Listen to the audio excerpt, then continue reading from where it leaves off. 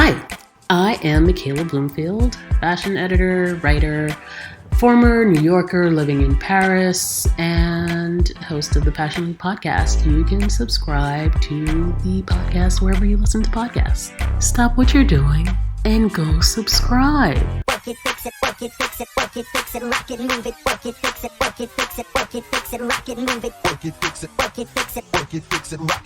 Work it, fix it, rock it, move it. Crack it, smack it, feel the beat.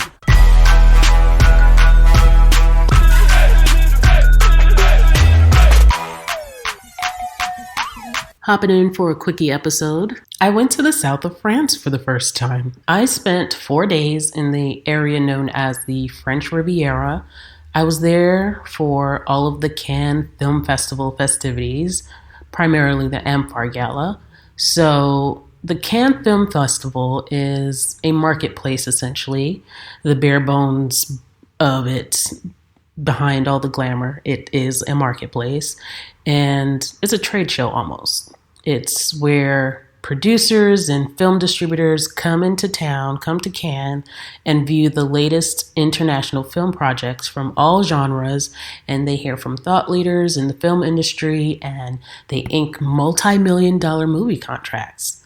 So while all the media chatter regarding Cannes is around the gowns, beautiful gowns, ultimately it's about business. But why is it that everyone wants to talk about fashion and not the movies? Well, if you've been on Twitter, everyone thinks they're a fashion critic. And so the media, naturally, is going to focus on what gets them as many clicks as possible to their website. So the gowns get the clicks, honey.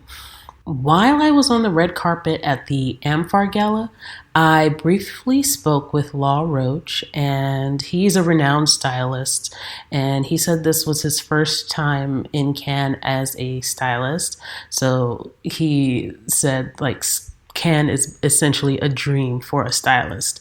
And his clients in general, they include Zendaya and Anne Hathaway, who was in Cannes. And she looked absolutely spectacular, by the way, during the Cannes red carpet premiere for what movie?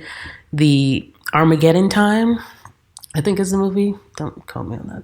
But with all the internet basically agreeing that Anne looked like, she looked like essentially like a divine version of her character from Princess Diaries. I mean, she looked really good. Anyway, and see, there you have it. So everyone's talking about dresses, everyone's talking about what everyone's wearing, and the perfect red carpet look can get the conversation going about an actor. And the end goal being that their upcoming movie projects will be thrown into the discussion.